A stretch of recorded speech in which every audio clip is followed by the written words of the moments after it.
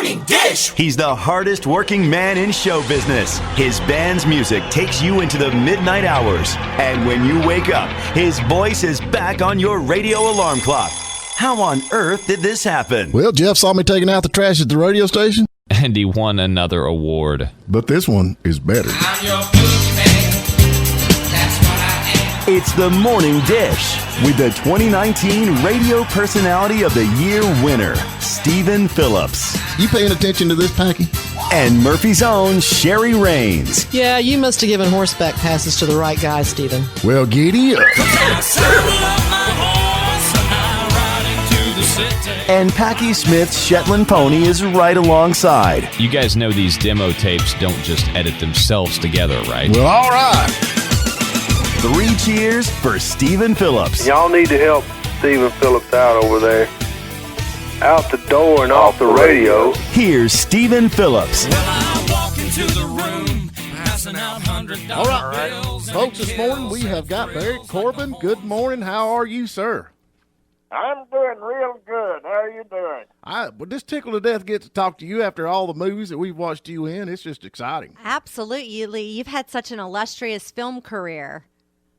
Well, yeah, if you stick around long enough, you do a bunch of them. Yeah. You hang around all you can, man. I'm telling you, I guess, there's so many favorites watching you in, and I mean, you're just an outstanding actor. Any which way you can. I mean, golly, I love that movie. Wonderful film. Yeah, I enjoyed doing that. I enjoyed flying that plane upside down. Yeah, that's a lot of fun. I bet. That's about the way I fly. You know what we did? What we did when they did it in the studio in Warner Brothers, and they had this mock-up cockpit thing, and they just turned the thing upside down. They just turned it like it was on the turntable. Right. So we were right side up, and all of a sudden they turned around upside down, and all these paper clips and various other things ran up my nose. Oh, my, that sounds like quite the experience. Yeah. Going up ain't too bad. It's coming back out, I don't guess, but... Do you have any films that you've worked on that were particular favorites of yours that you're exceptionally proud of? Well, I'll tell you what. Some of them I enjoyed. Some of the best ones were the most difficult to make. Some of the most fun ones were the worst ones. Yeah. It's like somebody asked me which of my kids is my favorite. Well, I love them all equally, but some of them's ugly. Yeah. Well, whose fault's that? Is that yours or the wife's? Well, it's probably mine. Okay. I got kids from 3 different mothers. Right. They're all they're actually there's none of them ugly. They're all good looking. Oh yeah. And then I got a bunch of grandkids and great grandkids too, which is always a treat to see them grow up. Man, I can imagine. How many grandkids do you have? Let's see, 9. Wow. I've just got started on my first one. I've got a 2-year-old little girl that's absolutely spoiled rotten. If they don't get another one, there ain't going to be nobody to be able to put up with well, it. I don't ever see mine hardly because they got to shut down out here. Mm-hmm. And some of mine live here in Fort Worth, but their parents are scared to bring them around because they're scared I might infect them somewhere or another. Yeah, get them into some bad habits. Well, now, is the last thing that you... Do what now? They claim it's because they might infect me, but I don't believe that. I think they're afraid I'll infect them. Yeah, that's all right. That's all we got to see, Papa. They call you Papa, or what do they call you? Well, my grandson couldn't say grandpa, so he said Mampaw. So they all called me Mampaw. There you Aw, go. There that's you go. cute. That's different. Yeah, mine calls me Papa, so I'm all about that. But now the latest thing you worked on, I'm thinking. Now you tell me if I'm right or wrong. Was The Ranch? That's the thing on. No, I've worked on a couple of things since then. Right. One of them was 911 something Texas, and I don't remember the name of it, but right. we did that thing. I played one of the guy's fathers. I'm always somebody's father. Tom Bosley said he used to be somebody's father all the time. Now he's everybody's grandfather. Right. And I'm getting up to the age now where I'm going to be everybody's grandfather, I guess. Well, that's all right. I love The Ranch. I don't really care. No, actually, the last thing I did was a thing called Yellowstone. Right. Okay. which hadn't aired yet. I just did it. I don't know, a few weeks ago. Oh, Right. wow. So I guess really it was. recent. I guess it was the day before my birthday. I did it. Well, So hey that's there. October 15th. All right. Well, happy belated birthday to you. Thank you. That's Thank wonderful. You. I just turned 80, so I'm going into a deal where I want to get as old as Norman Lloyd. There you go. Well, He's hey. 106. Well, now, my daddy said he's at the age, my daddy's 84. He said he's at the age now where he's counting down instead of counting up. So I guess he's gone over the hump Well, there. people ask me what my birthday is, and I give them a math test. I say I just celebrated the 30th anniversary of my 50th birthday. There you go. I like that one. Now, I read, tell us if this is true. Did your mother name you for J.M. Barrie? That's right. Okay. Yeah, and my name on my birth certificate is Barrie. For Mr. Barrie, who, of course, was the author of Peter Pan. Wow. Yeah. Mother was fascinated by that book. She thought I wasn't ever going to grow up. She was right. Yeah, that's all right, man. I'm with you on that. It ain't no fun when you grow up at all. So, did she have a clue that you was going to get into the being in the movie business, being an actor? Well, not back in those days, but it didn't take too long to figure it out. Right. And now, how did you go from horse competitions into the film industry? Those just seem like very different careers to me. Well, I'm probably the only guy in Lubbock, Texas, that at the same time was working on oil rigs in the graveyard shift from midnight to 8, and taking ballet lessons in the afternoon. Oh my word! I'm gonna tell you, Probably that's both. nobody else. And anybody who has the nerve to do that's got to learn how to fight.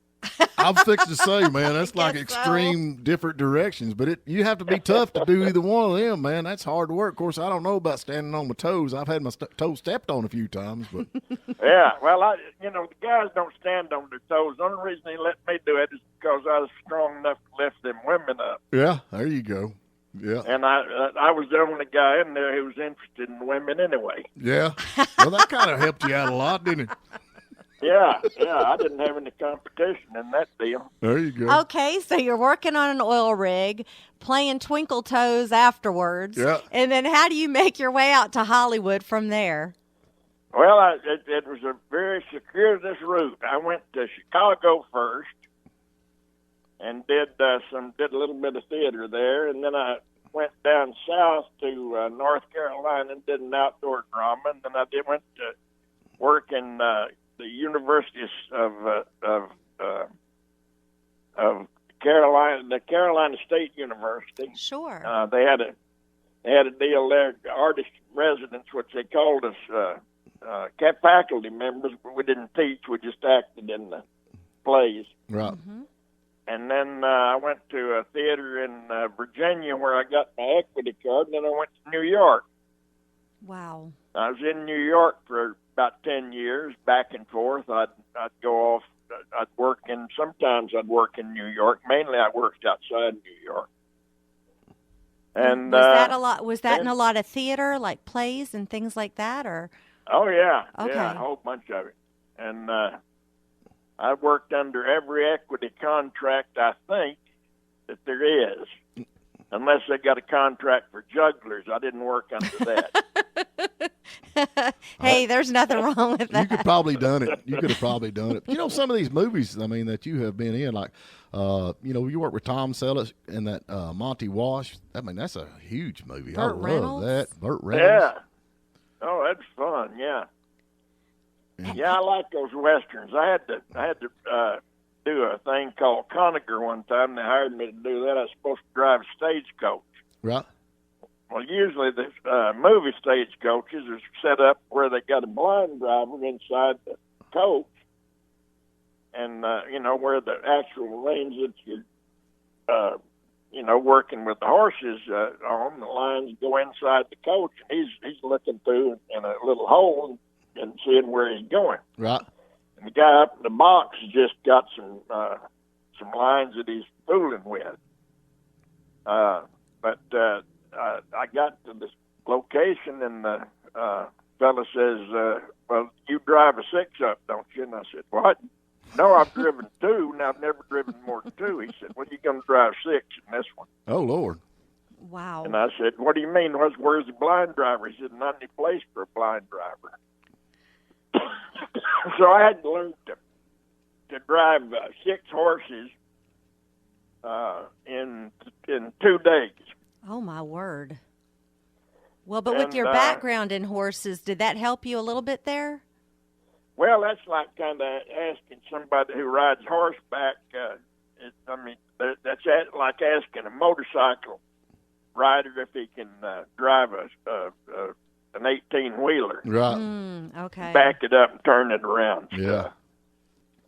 I mean, there's a big difference in controlling 6 big draft horses and one quarter horse. Well, I'm going to tell you, I tried that horseback riding for a while. I actually even bought me a big Tennessee Walker, and I figured out real quick I ain't no cowboy. I ain't even cut out to be a cowboy. Jeez. Well, I love it. I have a hard time getting on them anymore, but I once I get up there, I remember everything. Yeah, mine was stump broke. I'm kind of short, so I had to find a stump to get up on mine, and so it knew that when I wanted to ride. Well, I had to. Old Ben Johnson told me before he died. He said, "Well, on a cold morning, I got to lead him over to a fence and get on that way." Yeah. Well, And, don't tell anybody about that, though. He's been dead for a long time, so I can tell people about it now. we won't let the secret out. Now, were you in Urban Cowboy too? Yep, that was my first studio movie. Wow, John Travolta, the founder of country music. We used to laugh about that back in the day when, but that was a big thing. I turned 39 during the shoot of that. Right. Wow. So that's been 41 years ago. Yeah. All right. What's the most interesting thing that's happened to you in the showbiz realm? Oh, gosh, just getting a job is the biggest challenge there is. Find somebody to pay you to do it. Jeez. You can work as much as you want to for free. That's But, I decided a long time ago that I don't want to do that because it's, you get up to a point and you don't care what your resume says anymore. Sure. Well, I just soon be hungry as I had tired and hungry. If they ain't gonna pay me anything, I can sit at the house and starve, and not have to get out and do anything. So. Yeah. Well, this ain't going out to California or anything, so I'll tell you this: I'd do it for free, but don't tell anybody. I ain't going to. You just love the art of it all, huh? Yeah. I told one of this actor one time, he was talking about, all this waiting around, this is boring. I don't know why. I said, well, hell, that's what they pay you for. You do the acting for free. Your time is what they're paying you for. Yeah, Sit around and wait. There is a lot of standing around. I mean, in movies and all that. So what are you doing now? I mean, during your day, you got you get up and go get coffee and hang out with your buddies, or what do you got going on now?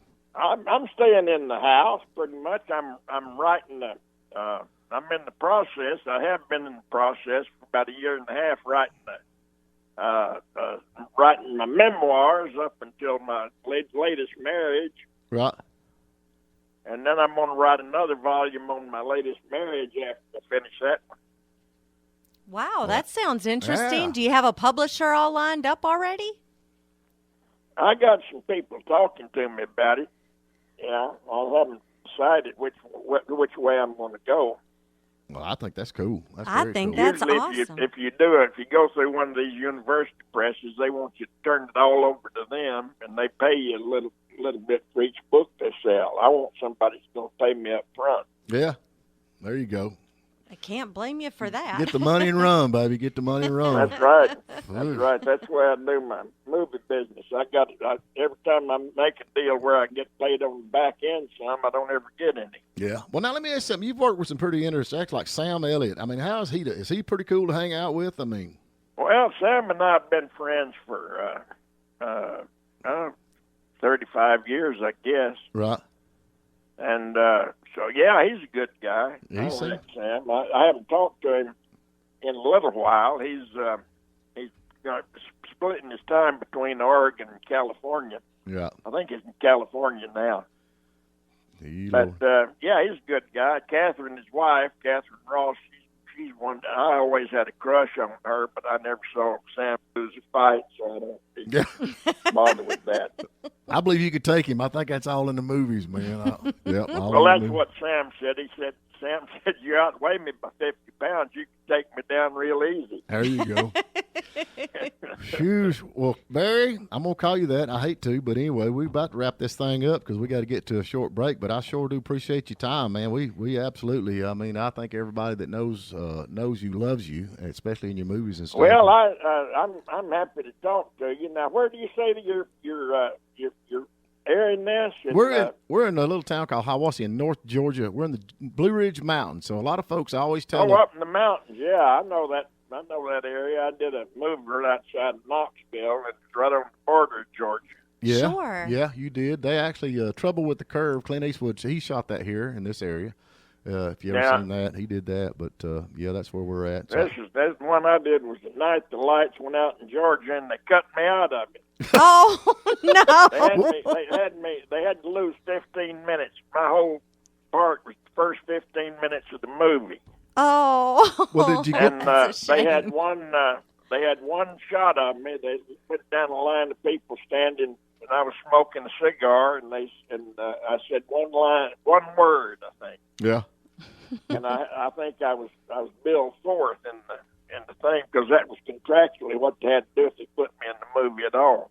But now, did you get the check? I was billed fourth, but I was only in the movie for one line. Right. Well, did you get the check?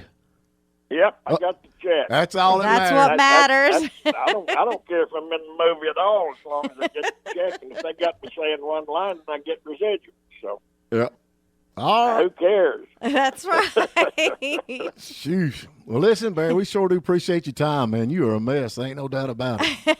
All right. It's been a y'all pleasure. Have a good time, and let me know if I can ever be of any service to you of any kind. All right. We'll be you, calling sir. you, man. We sure do appreciate you.